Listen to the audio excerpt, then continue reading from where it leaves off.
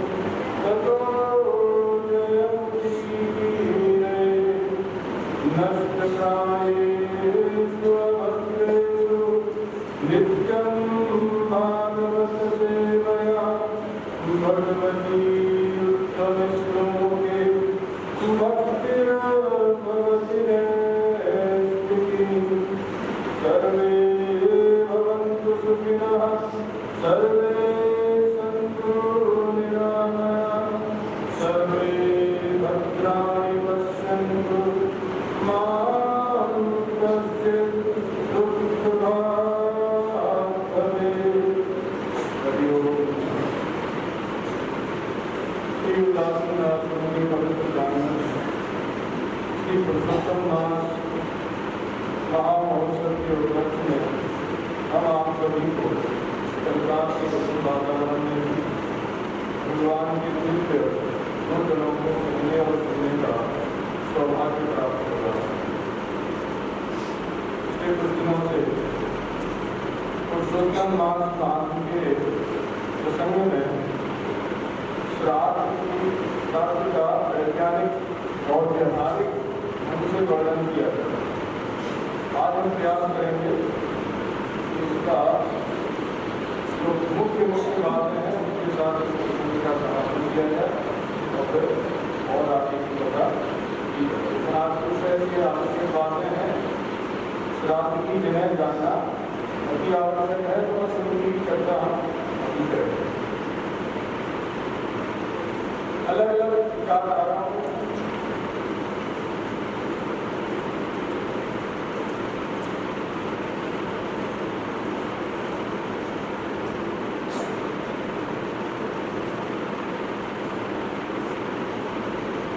अलग अलग विचारधारा के अनुसार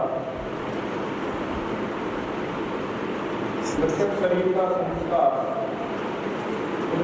क्रिया के द्वारा किया जाता है। पत्नी में जलाया जाता है, कहीं भूमि में दहन किया जाता है, कहीं बनाया जाता है। हमारे यहाँ तीनों क्रियाएं हैं। अग्नि संस्कार भी है, भू संस्कार भी है और जल संस्कार। तीन प्रकार के लोग, एक तो ज्ञानी और भक्त संसार और दूसरे पुण्यात्मा होते, धर्मात्मा होते, तीसरे पापात्मा होते जो ज्यादा सीखना है। ज्ञानी और भक्त तो बहुत कमी होते हैं। आज के वातावरण में तो धर्मात्मा भी मिल रही होंगी। ज्यादातर लोगों का पापाचरण नहीं ज्यादा प्रेम, तो एक कहावत है, पंचन की बात शर्मा से बनाना मेरा नहीं रहेगा। तो विवाह करके लाए, उनकी जो स्त्री थी वो जीती थी, तो वो ऊपर छत के नहाती थी और जो पानी था वो नहाने का रास्ते में आता, तो लोग निकलते थे रास्ते से तो उसके जो दूसरे छींटे थे वो लोगों को पड़ते। तो लोगों ने जाकर कहा देखो तुम्हारी स्त्री नहाती है तो उसका गंदा पानी रास्ते में आता है, आप एक बार अपनी स्त्री को समझा दो और इस बनाने को यहाँ से हटाओ, दूसरी जगह करो। तो जाने कहा ठीक है देखेंगे बात करें। वो गया अपनी स्त्री के पास, बोले देखो सभी पंचों ने कहा है, पंचायत की बात तो माननी पड़ेगी, गाँव में रहना है तो पंचों की बात तो माननी पड़ेगी कि नहीं। देखो ऐसा है कि पनारा यहाँ से हटा। तो स्त्री बोली कि देखो पतिदेव, पंचों की बात तो मेरे सिर माथे पे है, पंचों की बात की अवहेलना में नहीं करते, लेकिन बनाना तो यही है। तो वैसे ही आप लोगों की स्थिति है कि सब सुनेंगे और सबकी हाथी हाथी करेंगे भी, लेकिन काम वही करेंगे तो तुम्हें करेंगे। हाँ जी महाराज जी सब ठीक है, बाबा जी ठीक है, बहुत बढ़िया बता रहे हैं, लेकिन जो तुम्हें आचरण करना है, जो खाना पीना है वही करोगे, बदलोगे नहीं। पीछे आवाज आ रही है तो पहले तो हम नहीं आ रही बात, कम आ रही है, अब ऐसी आ रही है, अरे पीछे बात कर रहे हो क्या मुझे डरते हैं। हरिओम, अभी आ रही है, अभी आ रही है। तो यहाँ जो कथा चल रही है, इस कथा में हम आपको रोज बताते हैं कि भाई सात्विक भोजन में ध्यान दो, जो तामसी भोजन है उसको छोड़ दो। तो देखो उनको ये कल हमने कहा था कि किसी एक व्यक्ति का भी जीवन अगर सात्विक हो गया तो हमारा ये प्रयास सफल होगा। तो आपके बीच में एक जो ऐसे परिवार हैं जिन्होंने प्याज लहसुन का त्याग किया, तो एक तो विदेश का परिवार है और एक कल हम भोजन करने गए थे, तो बनाओगी नहीं बनाओगी? हाँ, तो इन्होंने कृपया की है कि हम अब प्याज लहसुन नहीं बनाएंगे, तो इनके लिए भैया तालियां बजाते हैं।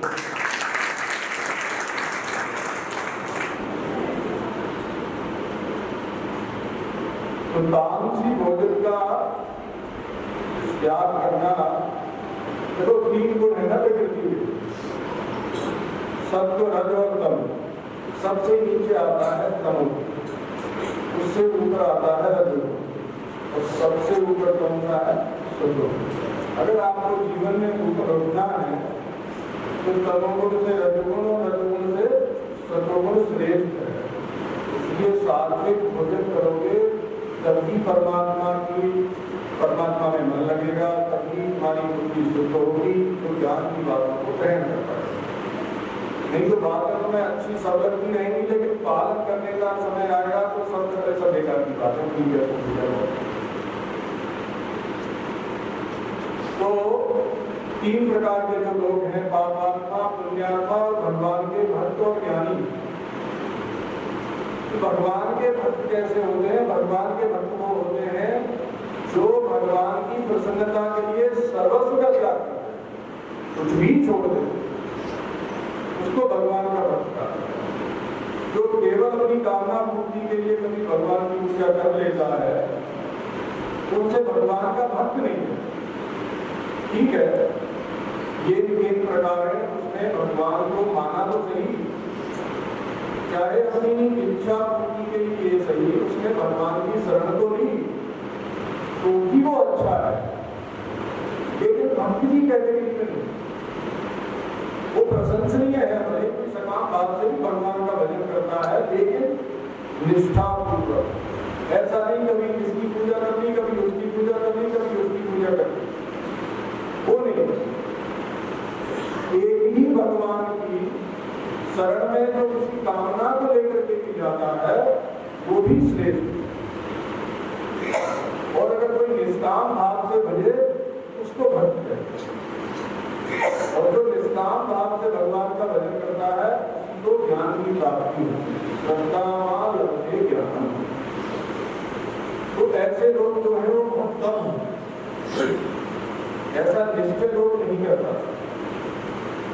और पुण्यात्मा बनने के लिए भी भैया बहुत पापड़ मिलने पड़ते हैं, आसान नहीं है पुण्यों का संग्रह करना, बहुत कठिन है।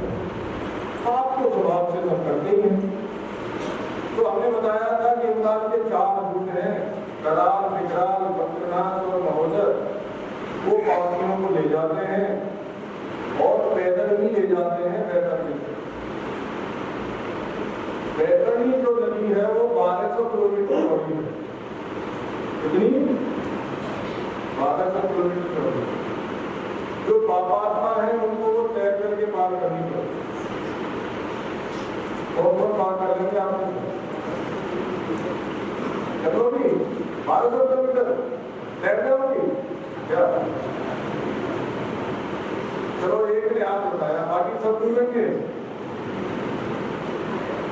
तो शास्त्र में कहा गया है कि जो लोग अपने जीवन में कभी गोदान करते हैं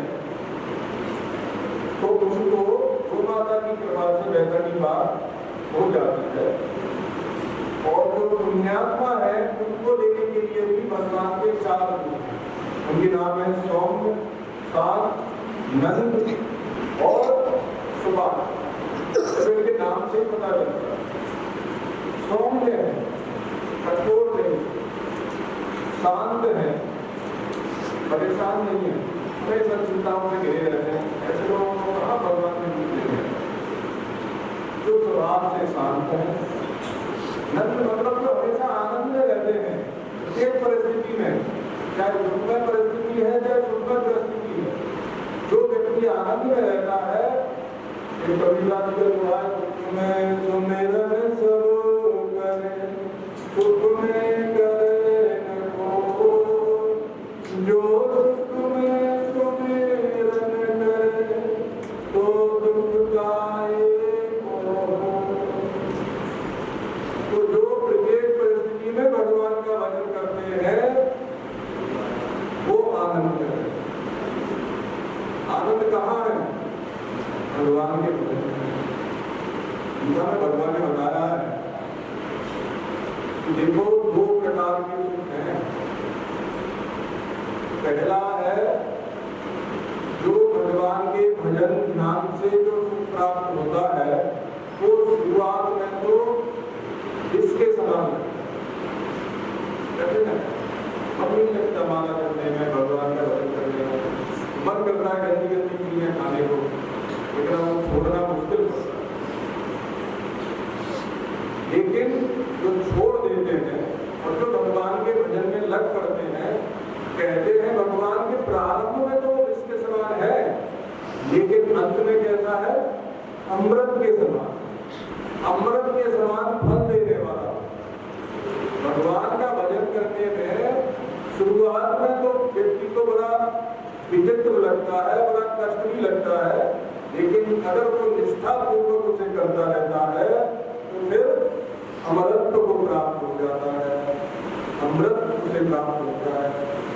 और दूसरा सुख है जिसे आप सभी बहुत प्रेम करते हैं, वो है विषय और इंद्रियों के संयोग से प्राप्त होने वाला। रसनेन्द्रिय है, इसको कुछ स्वादिष्ट पदार्थ मिलता है तो व्यक्ति सुख का अनुभव करता है। ऐसे ही सब 5 ज्ञानेंद्रियों के जो 5 विषय हैं, उनका जो हम विषयों के संयोग में हमारी इंद्रियां आती हैं तो हम सुख का अनुभव करते हैं। ये जो सुख है ये प्रारंभ में तो बड़ा आनंद वाला होता है, प्रारंभ में तो बड़ा सुख मालूम होता है, लेकिन परिणाम में कैसा है? दुख में, परिणाम में दुख ही देता है। तो जो बुद्धिमान लोग हैं वो न तेषु रमते बुधः, जो बुद्धिमान लोग हैं वो विषय और इंद्रियों के संयोग से प्राप्त होने वाले सुखों में रमण नहीं करते। जो बुद्धिमान लोग हैं वो भी भोजन करते हैं, वो भी 5 इंद्रियां उनकी काम करती है और वो सारे विषयों का भोग भी करते हैं, लेकिन उनमें आसक्त नहीं, उसमें रमण नहीं करते। रमण किसमें करते हैं? कथयन्तश्चमान नित्यम तुष्यन्ति च रमन्ति। रमण करते हैं भगवान के दिव्य गुणों का चिंतन करने में, उसका उनकी कथा सुनने में, उनकी पूजा करने में, उनके भगवान के नाम का जप करने में, भगवान का कीर्तन करने में, इन सब में उन्हें आनंद प्राप्त होता है। तो जो नंद है तीसरे दूत, वो उसको कहते हैं जो भगवान का भजन करता है, जो भगवान की भक्ति करता है, वो हमेशा आनंद में रहता है और सुभाष। देखो बोलने की शक्ति सबको मिली है और कुछ ना कुछ तो बोलते ही रहते हैं। अब शब्द भी बोल सकते हैं और अच्छे शब्द भी बोल सकते हैं। अब अच्छे से अच्छा शब्द क्या है उनका?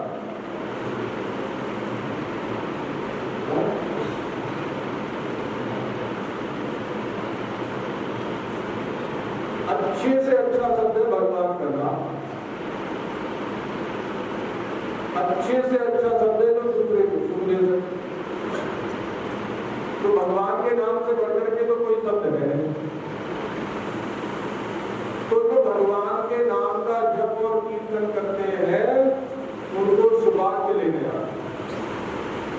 ये तो चार दूत हैं कि जिनको ले जाते हैं पैदल नहीं ले जाते, विमान में बिठा करके ले जाते, पैदल नहीं पे उतारते नहीं है, विमान से पार करवाते। और यमराज के तो पास नहीं जाते है एक ही व्यक्ति, उनके लिए यमराज भी धर्मराज बन जाते हैं। गुरु वृंदावन बिहारी नाथ की जय। तो जो पुण्यात्मा है जो इन चार पुत्रों के द्वारा ले जाए जाते हैं उनको किसका दर्शन होता है? धर्मराज का दर्शन। और धर्मराज क्या करते हैं? सूर्य को लटकाते हैं, गरम तेल में पकाते हैं, ऐसा नहीं करते। वो इनकी पूजा करते हैं। वो हमने एक कथा सुनाई थी आपको पहले ही नहीं सुना। जब सनत कुमार जी धर्मराज के पास गए तो धर्मराज को उन्होंने देखा कि विमान आया है, उसमें एक तेजस्वी पुरुष है। तो धर्मराज अपने आसन से उठ करके खड़े हुए और विमान तक गए, जाकर के उस व्यक्ति की दाहिनी भुजा पकड़के उसे लाए, आसन में बिठाया, उसे अर्घपाद्य आदि दिया, पूजन किया। उन्होंने कहा कि हे पुरुष, आप हमें कोई अच्छी बात सुनाओ, कोई ज्ञान की कथा सुनाओ। तो धर्मराज उनका इतना सम्मान करते, ये पुण्यात्मा होते हैं। और जो ज्ञानी होते हैं उनको कहीं आना जाना नहीं होता। वो सर्वव्यापक परब्रह्म परमात्मा में जहां है वहीं लीन हो जाता, क्योंकि उनका तो अपना अस्तित्व ही नहीं रहता। वो जीते भी अपने देहाभिमान को मिटा देते। जिनका देहाभिमान बचा रहता है उन्हीं की लोकांतर में करते। तो जिनका देहाभिमान गलत हो जाता है उनको कहीं आना जाना नहीं पड़ता। जो परमात्मा सर्वत्र व्यापक है, जैसे समुद्र की बूंद समुद्र में विलीन हो जाती है, वैसे ही वो भगवान का जो अंश है ज्ञानियों में, वो भगवान में ही लीन हो जाता है। और जो भगवान के भक्त हैं उनको लेने के लिए भगवान के दूत आते हैं। तो भगवान के दूत कैसे हैं? भगवान के समान ही, उनकी चार भुजाएं होती है, गले में बैजन की माला होती है और दिव्य तेजों में उनका स्वरूप होता है। मुकुट धारण किए रहते हैं, कुंडल धारण किए रहते हैं, पीताम्बर धारण किए रहते हैं और दिव्य सुगंध उनके शरीर पे लेप रहती है। और वो भगवान के धाम से विमान लेकर के भक्तों के लिए आते हैं और उसके चढ़ा करके भक्त को ले जाते हैं। तो महाराज के प्रसंग में बहुत सुंदर बात देखने को आती है। गुरु महाराज ने जब 26,000 साल यहाँ इस पृथ्वी पे राज किया और उसके बाद जब उन्हें बैराग हुआ और हरिद्वार में जाकर के उन्होंने भजन किया, तो भजन जब उनका पूर्ण हुआ तो उनके पास संसार में जो भी शरीर धारण करता है वो शरीर को छोड़ के जाना ही पड़ता है। तो काल आया, बड़ा विकराल है, बहुत विशाल का व्यक्ति।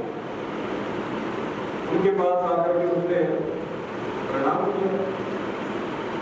प्रणाम करके उसने याचना की ध्रुव महाराज से कि भगवत आपको देखिए दैनिक से विमान लेने आया और आपको विमान में जाओगे।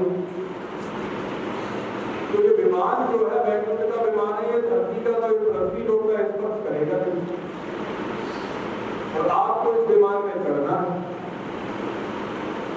तो आप ये कृपा कीजिए मेरे ऊपर।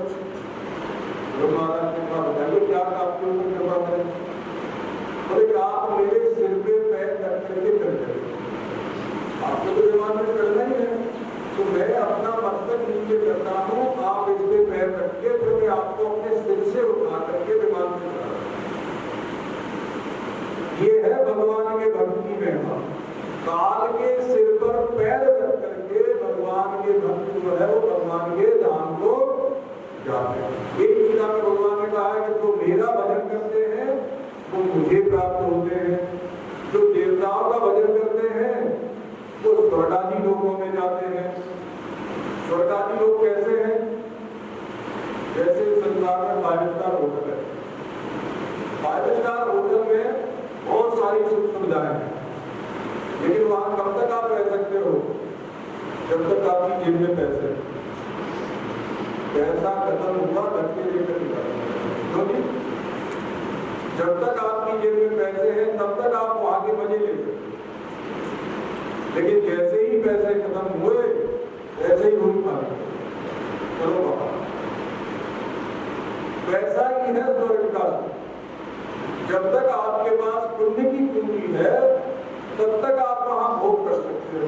वो क्यों नहीं है? वहां नया कर्म तो होता है, नई कमाई तो यही होती। आप अपने पुण्यों का जैसे ही भोग कर लोगे वैसे ही वहां से धक्का देकर के नीचे बैठ जाओगे। क्षीणे पुण्यम मृत्यु लोकम विसंति। जैसे ही पुण्य क्षीण होते हैं तो इसी संसार में लौट करके आना। तो पुण्य करने से भी, पुण्यात्मा होने से भी, स्वर्गादि लोगों की प्राप्ति करने से भी जन्म मृत्यु का जो चक्र है वो नाश नहीं। लेकिन भगवान के भक्त कैसे होते हैं? यदगत्वान निवर्तन्ते तत्राम परमम्। जो मेरे लोग को एक बार आ जाता है तो मुझे एक बार प्राप्त कर लेता, भगवान कहते हैं उसे फिर संसार में लौटना नहीं पड़ता। तो भैया 2 प्रकार के, एक तो भाव प्रधान लोग होते हैं और एक बुद्धि प्रधान लोग होते हैं। जो भाव प्रधान है वो भगवान की भक्ति है, और जिनकी बुद्धि ज्यादा तीक्ष्ण है वो ज्ञान के लिए प्रयास करें।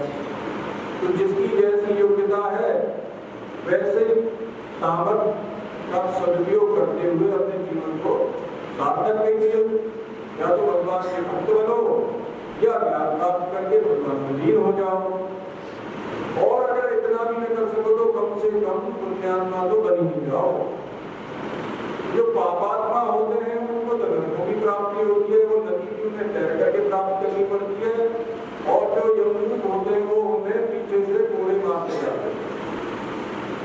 तो हमने बताया कि जो श्राद्ध होता है मासिक तिथि पे, वो एकोदिष्ट श्राद्ध जो उनके सगे संबंधी करते हैं तो उन्हें एक यात्रा से मुक्ति मिलती जाती है। और जब सपिंडीकरण हो जाता है तो सपिंडीकरण श्राद्ध में उनके जो पूर्वज पितर हैं उनके साथ मिलाप कर दिया जाता है। उससे पहले उन्हें किसी श्राद्ध में भाग लेने का अधिकार नहीं होता। सपिंडीकरण के बाद ही वो आपके द्वारा किए गए श्राद्ध का भाग ग्रहण करता है। तो अलग अलग विचारधारा में अलग अलग अंतिम संस्कार का विधान है। हमारे यहाँ हमने बताया कि भाई जो भगवान के भक्त हैं, ज्ञानी हैं, उनकी शरीर में आसक्ति नहीं होती, उनका देहाभिमान नहीं रहता। भगवान के भक्त हैं, उसका स्वरूप कैसा होता? भगवान के समान ही होता है। ज्ञानी तो अपने अस्तित्व का विलय ही कर देता है भगवान में। तो अब उनका कोई भी ऐसा देहाभिमान नहीं रहता। इसलिए शास्त्र में मर्यादा है कि जो भगवान के भक्त या ज्ञानी है उनको या तो जल में प्रवाह कर दो या भू संस्कार। कहते हैं जल में प्रवाह करने से विष्णु होते हैं और भू संस्कार से शिव होते हैं। और अग्निदाह से भवेद प्रेता। अग्निदाह करने पर प्रेत पूजा करनी पड़ती है। अग्निदाह के बाद प्रेत होता है।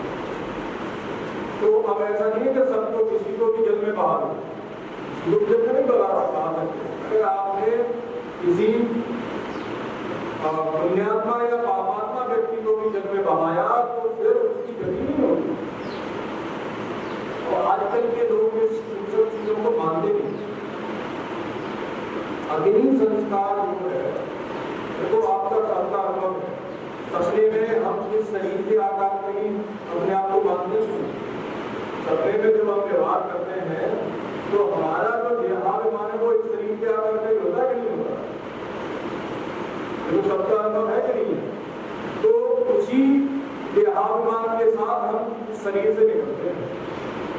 इस शरीर में रहने पर हमारी इतनी आसक्ति हो जाती है कि अगर ये शरीर कहीं गाड़ दिया जाए तो हम वही घुस पड़े। जब जल में बहा दिया जाए तो उसी में आसक्ति के कारण वही रहे। इसलिए वैदिक संस्कृति में विधान है कि जिनकी शरीर में आ सकती है उनके शरीर को जला दो।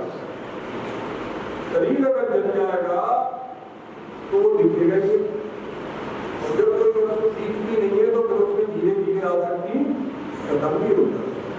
आप बहुत प्रेम करते हैं किसी को, लेकिन जब वो मर जाते हैं तो नहीं दिखते, देखने में नहीं आते। जब देखने में नहीं आते तो फिर प्रेम रहता है। तो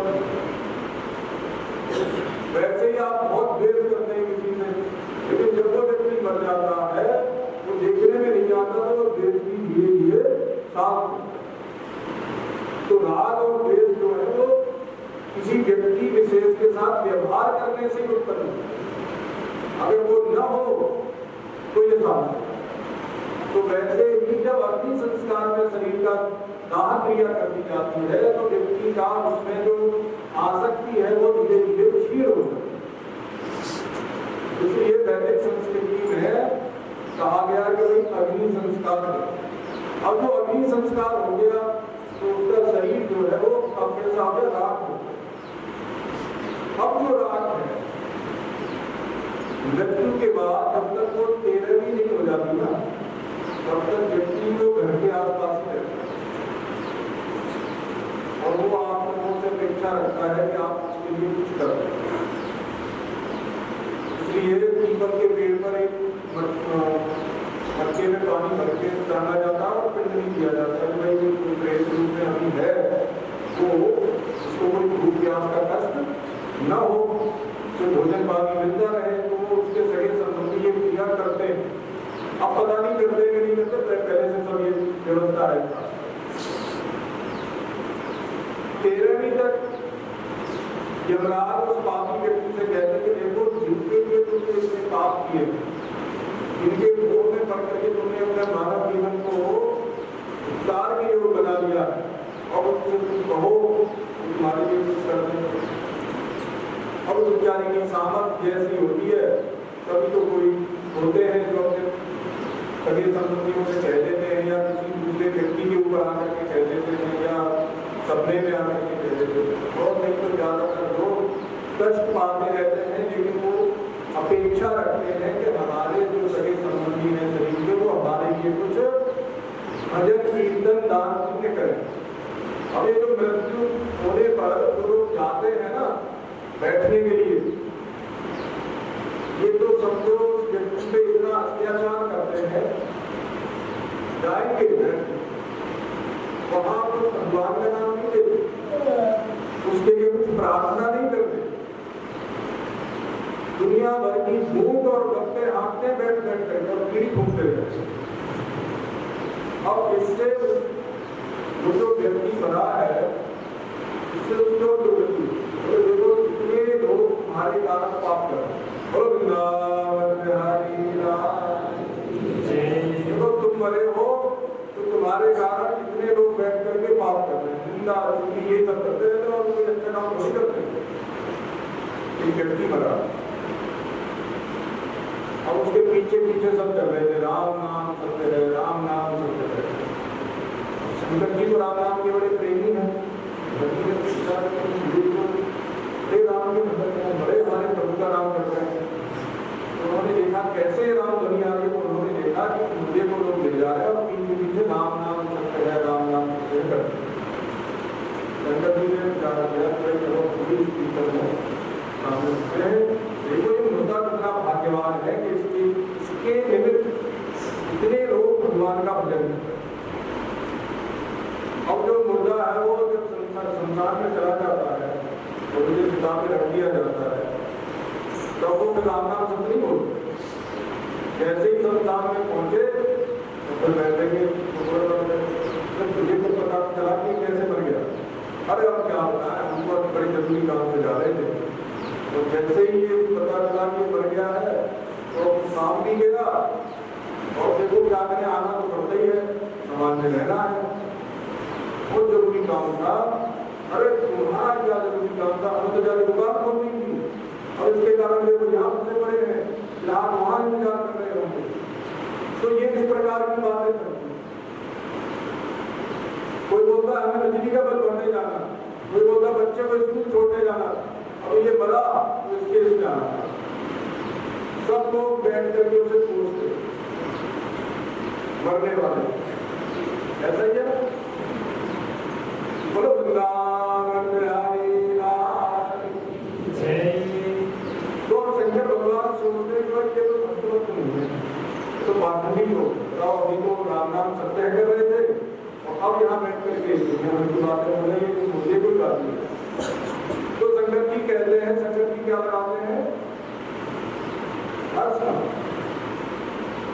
तो शंकर जी विचार करते हैं कि ये जितने हैं ये तो है पाठनी, लेकिन ये तो मुर्दा है, इसके निमित्त थोड़ी देर भी सही जितने लोगों ने राम नाम को लिया तो उसी व्याज से प्रसन्न होकर के शंकर जी कहते हैं कि नहीं, मुझे तेरी जो राग है उसे मैं अपने शरीर में धारण करूंगा, क्योंकि तेरे निमित्त जितने लोगों ने राम नाम लिया। तो इसलिए भगवान का भजन करना है तो भैया निष्ठापूर्वक करना चाहिए। तो यहाँ अग्नि संस्कार की बात हम कर रहे थे कि अग्नि संस्कार किया जाता है इसलिए क्योंकि देहात्मा नष्ट हो जाए।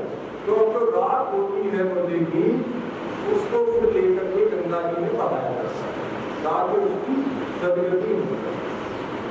वो सदगति क्यों, उसकी राख जो होती है मुर्दे की उसमें भी उसकी ममता, तो ममता इतनी जल्दी जाता नहीं। तो फिर उस राख को कहा जाता है कि भैया इसे तीसरे चौथे दिन ले जा करके गंगा जी में बहा। जब उसका गंगा जी में विसर्जन किया जाता है तो उस व्यक्ति को, मृतक व्यक्ति को गंगा स्नान का फल। ये है हमारी संस्कृति का वैज्ञानिक तथ्य। क्यों उसकी उसमें आसक्ति रहती है, उस आसक्ति के कारण उसके जो चिता के भस्म कण है वो जब गंगा जी में बहाए जाते हैं तो उसे गंगा स्नान का फल मिलता है और गंगा की उन भस्म कणों को अपने में रूपांतरित कर देंगे, फिर वो अदृश्य हो जाता है, गंगा जी में डूब जाता है, फिर उसका कोई अवशेष शेष नहीं रहता। इसलिए सबका अग्नि संस्कार अति आवश्यक है। अग्नि संस्कार में कहा जाता है कि प्रेत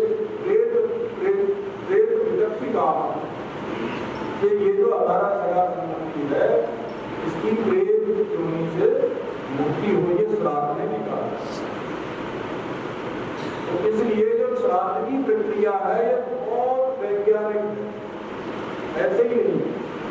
तो इसीलिए हमारे पूर्वजों ने विधान किया कि भाई अग्नि संस्कार है।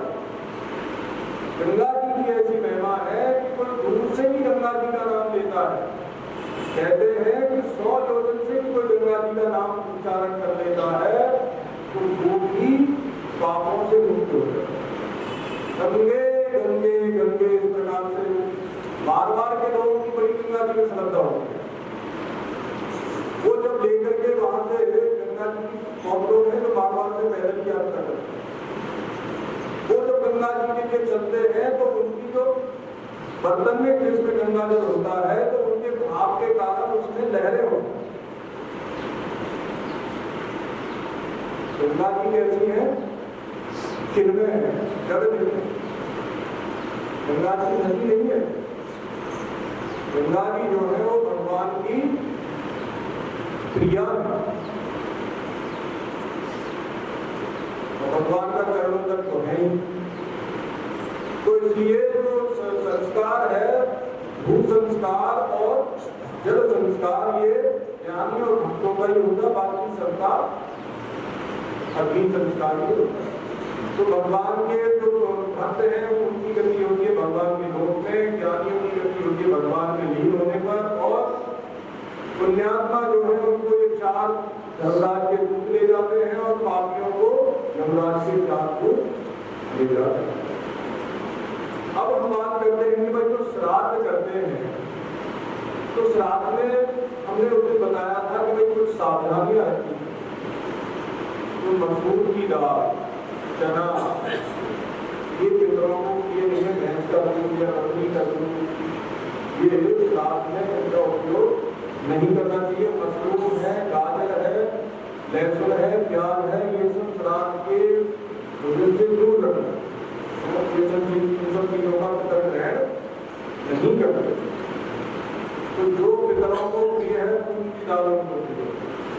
गाय के दूध में बनी हुई खीर उन्हें प्रिय और गेहूं, समा का चावल इत्यादि जो है उन्हें बहुत प्रिय है। शुरू से उनके श्राद्ध को मनाना चाहिए। जो समय मौसम के फल है वो भी ब्राह्मणों को खिलाने चाहिए। ब्राह्मणों को हमने बताया था कि आपको कैसे योग्य ब्राह्मणों को निमंत्रित करना चाहिए, अयोग्य ब्राह्मणों को नहीं बुलाना चाहिए। अब कोई कहे कि महाराज योग्य ब्राह्मण मिलते नहीं, अगर योग्य ब्राह्मण ना मिले तो आप जो श्राद्ध का भोजन है उसे गाय को खिलाना। गाय सर्वदेवमयी है। आप जाइए गौशाला में, गौशाला में जाकर के गाय के सींगों को पहले काले जल और गंगा जल से धो लीजिए। ये सीधी साधी गाय देखना नहीं तो हमारे तो उनको धोने के बाद गाय के सामने जो श्राद्ध का भोजन है उसे रख दीजिए। वो जब खा ले तो उसे बहुत सहलाइए और अपने पितरों का सबका नाम लीजिए और उसकी पूंछ से अपने सिर पे झाड़ा लगा करके उसकी आरती करो और आरती करने के बाद कुछ दक्षिणा रूप में गौशाला में दे दो, इससे गाय की और सेवा हो। तो ये ऐसा तो आप सब कर सकते हैं, इसमें तो आपको गाय की कोई बात होता है, लेकिन हाँ योग्य ब्राह्मण की जरूर इसमें शास्त्र में निर्देश किया गया। एक बार किताब में भीष्म जो थे वो श्राद्ध कर रहे थे शांतनु महाराज। हम ये बता रहे हैं आपको कि शास्त्र की बात का कितना महत्व है। जब पितामह भीष्म श्राद्ध कर रहे थे गंगा किनारे, तो गंगा जी में से उनके पिता शांतनु महाराज के दोनों हाथ प्रकट होते और उन्होंने कहा आप मुझे पिंड दे। जब वो पिंडदान करने लगे तो उन्होंने पिता के हाथ में पिंड नहीं दिया, भूमि पे कुछ बिछा करके रखते हुए बेटी बना रखी उसी पे इसी से शांतनु महाराज बहुत प्रसन्न हो गए और प्रकट होकर के उन्होंने कहा हे पुत्र तुम्हारी शास्त्र की मर्यादा में बड़ी निष्ठा है, इसे लेकर मैं बहुत प्रसन्न हूँ।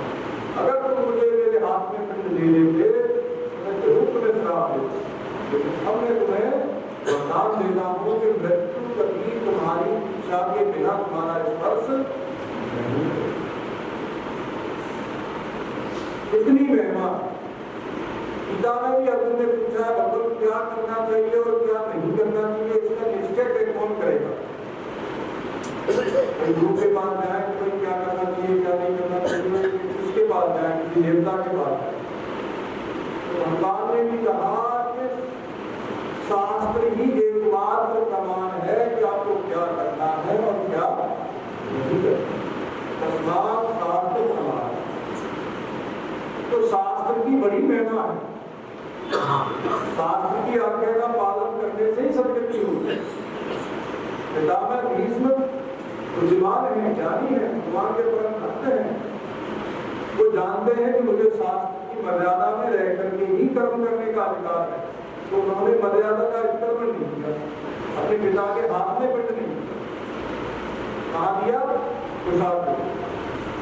भगवान श्री राम भी जब दशरथ जी का तर्पण कर रहे थे तो वहां दशरथ जी का भी हाथ, तो उन्होंने भी हाथ में पिंड नहीं, उन्होंने भी कुशाग्र को पिंडा। तो अब जिन लोगों को पिंडदान करते समय शास्त्र में इसकी भी बड़ी अच्छी सुविधा दी है कि जो लोग पिंडदान करते हैं, जो लोग खेती किसानी वाले हैं, वो पिंडों को ले जाकर अपने खेतों में फेंकेंगे तो आपकी फसल अच्छी है। जिनको बहुत सुंदर कांति और तेज की आवश्यकता वो पिंड गाय को खिलाते हैं।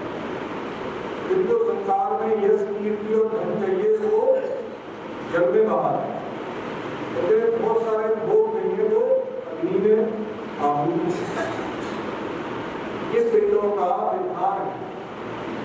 अब जिसको जैसी इच्छा है वो वैसा करते हैं। अब किसी को अगर संतान नहीं है तो श्रद्धा पूर्वक श्राद्ध करो, और जो बीच का पिंड होता है, राधा का पिंड होता है, उसको आप खाइए, अपने पति के हाथ से ग्रहण करके वो स्त्री को खाना चाहिए। तो वो जो आपके दादा है वही आपके संतान के रूप में प्रकट होकर के आपकी संतान की कमी को पूरा करें। ये शास्त्र का विधान। जो श्राद्ध करते हैं उनके लिए ये बात कहते हैं कि उनको धन आयु, बल, ऐश्वर्य सबकी प्राप्ति होती है। किससे? श्राद्ध।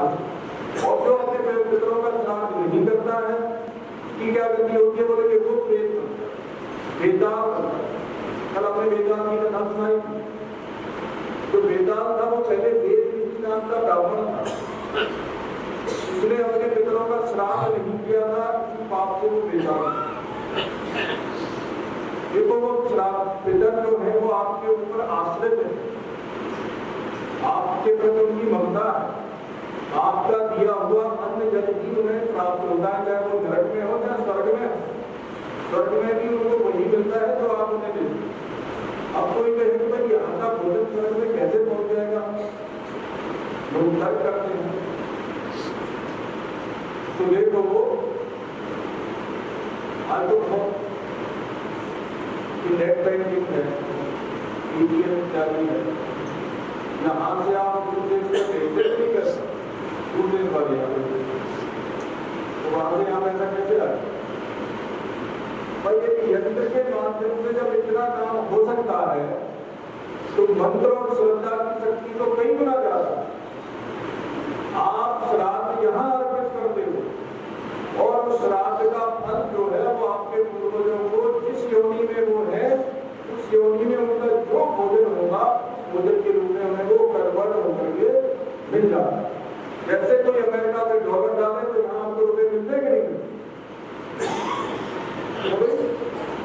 इसमें तो कोई तर्क नहीं करता, श्राद्ध के रूप में तर्क करते हैं श्राद्ध करते। तो वैसे जैसे आपको धन वहाँ की करेंसी यहाँ की करेंसी में कन्वर्ट होने मिलती है, वैसे ही यहाँ का श्राद्ध का भोजन जो आपने ब्राह्मण को खिलाया है, गाय को खिलाया है, जलीय जंतुओं को खिलाया है, पशु पक्षियों को खिलाया है, कीड़े मकोड़ों को खिलाया है, देवताओं को अर्पित किया है, ऋषियों को अर्पित किया है, वो सबका सब आपके पितरों को, आपके पूर्वजों को मिल जाता है।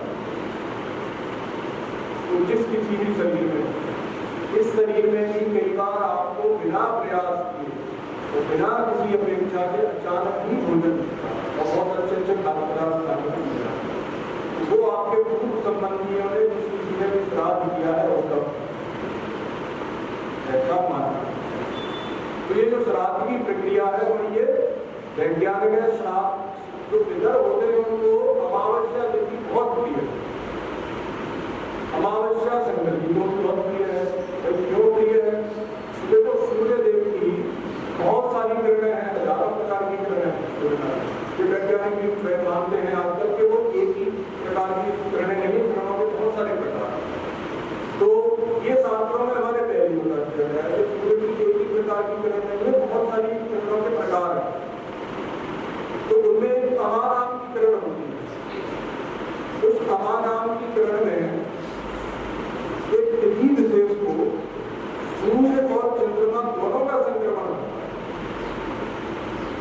जिस दिन सूर्य और चंद्रमा दोनों का संक्रमण होता है उसी दिन को अमावस्या नाम से जाना जाता है।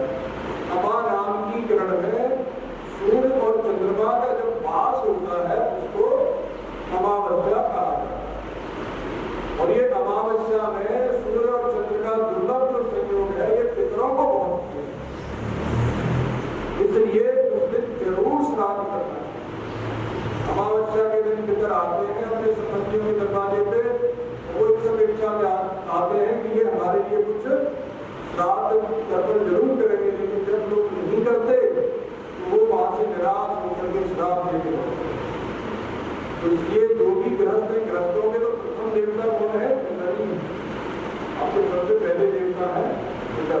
तो पहले पितरों का कर्म और उनका श्राद्ध जरूर करना। तो यहाँ सूर्य जी ने कहा कि सोमवती से कि मैं गया जाकर के मैंने पुष्कर में देवताओं का और पुत्रों का तर्पण किया, उनका श्राद्ध किया। तो हमने 4-5 दिन हो गए मेरे ख्याल से, 4-5 दिन से श्राद्ध की प्रक्रिया को हम आपको समझा रहे हैं। और इसलिए श्राद्ध जरूर करो, इसमें लापरवाही मत करो, आलस मत करो, कंजूसी मत करो। बहुत निष्ठा से, उदारता से और श्रद्धा से श्राद्ध करना चाहिए। जिनकी दी हुई संपत्ति आप हो गए हो निश्चित रूप से आप उनके नहीं, और वो ऋण आपको बहुत भारी पड़ेगा अगर आप उनका श्राद्ध नहीं करते। कर्म का फल है वो सबको भोगना पड़ता है। 4 चीजें हैं जिनसे श्राद्ध की विशेषता बढ़ जाती है, उनका ध्यान रखना चाहिए। पहला है दौहित्र, बेटी का जो बेटा होता है जो अगर श्राद्ध में भोजन करे तो उससे जो श्राद्ध जिसके लिए किया गया है उसको बड़ी प्रसन्नता होती है। दूसरा है कृतक मुहूर्त, इनमें 11:30 से 12:30 1 बजे ये कृतक काल होता है। इस समय श्राद्ध किया जाता है तो पितरों को अवश्य प्राप्त।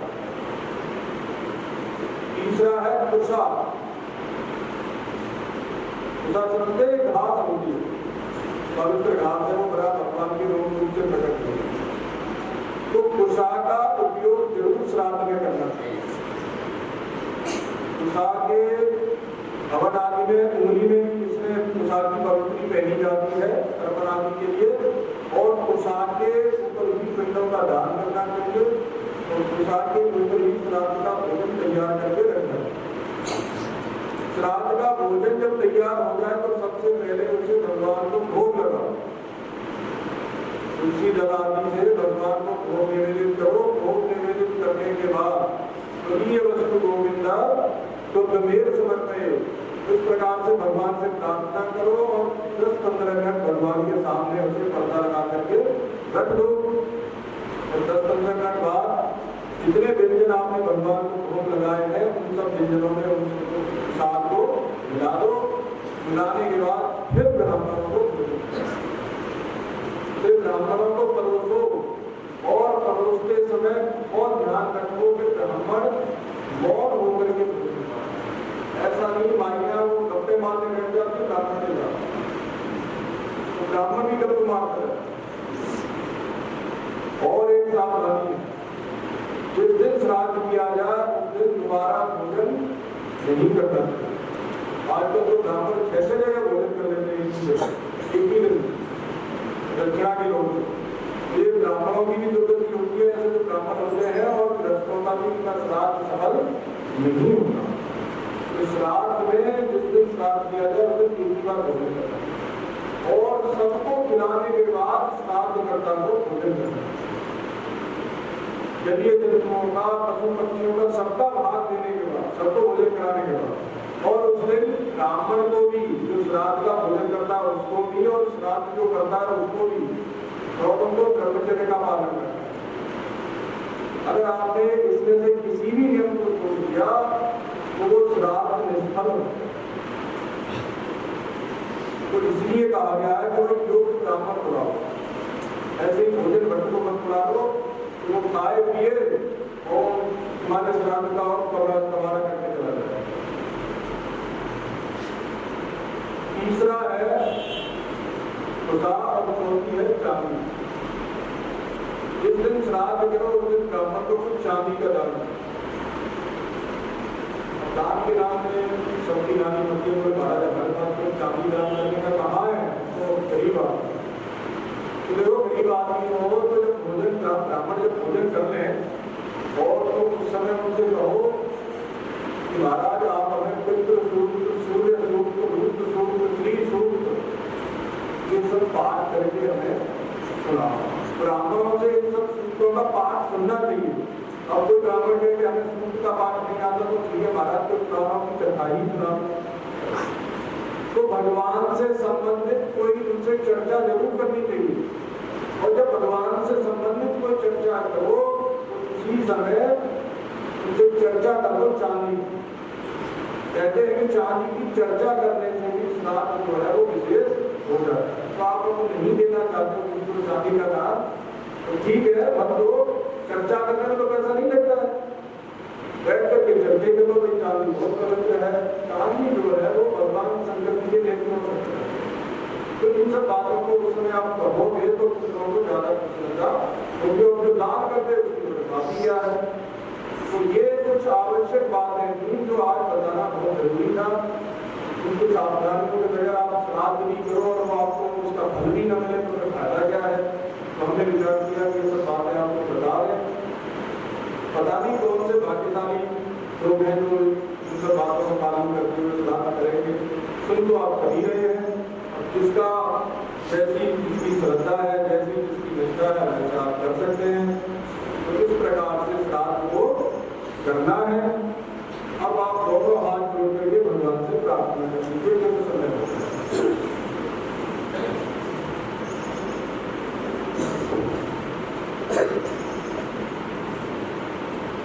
हे पुरुषोत्तम प्रभु, हे गोविंद, हे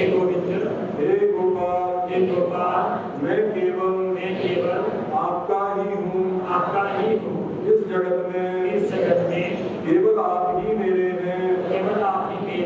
अतः हे मेरे नाथ, मैं आपको कभी न भूलूं। जगत व्यवहार करते समय प्रत्येक परिस्थिति में मुझे आपका ही स्मरण बना रहे। मेरे पास अतः यह सब आपके ही समर्पित है। अब आप जैसा उचित समझे और जिसमें हम सबका हित हो, वैसी अपनी अहित की कृपा हम सभी शरणागतों पर बरसाने की कृपा करें। हम नहीं जानते कि हमारे लिए क्या उचित है और क्या अनुचित है, परंतु आप एकमात्र सर्वज्ञ हैं। आप ही सर्वसमर्थ हैं। आप ही सर्वशक्तिमान हैं। हे सच्चिदानंद प्रभु, हे सर्वंतर्यामी, मैं आपका ही अंश हूँ। अतः सर्वतो भावे आपको ही समर्पित हूँ। हे मेरे परम प्रिय प्रभु, आपसे बस एक ही प्रार्थना है। सभी सुखी हो, सभी निरोगी हो और सभी आपके भक्त हो जाए। हरिओम हरिओम हरिओम। एक विशेष बात है, कल हमने बताया था कि वो वैदिक शिक्षा के उत्थान के लिए आप सभी को मिलकर के प्रयास करना है। तो यहाँ भारतीय कमेटी बनाएंगे जो शिक्षा के क्षेत्र से जुड़े हुए महिला और पुरुष हैं या शिक्षा के क्षेत्र से जुड़े नहीं भी हैं, तो भी जो किसी भी प्रकार से तन से, मन से, धन से जो इस कार्य में योगदान देना चाहते हैं, वो महाराज से मिलने और जैसा महाराज की आज्ञा करें वैसा फिर आगे किया जाएगा। तो आप जैसे जिसकी जैसी योग्यता है, जो कोई थोड़ा बहुत भी समय दे सकते हैं वो अवश्य है। अच्छा, दूसरा ये कुछ घोषणा है, बैठे देखिए अभी उनके मन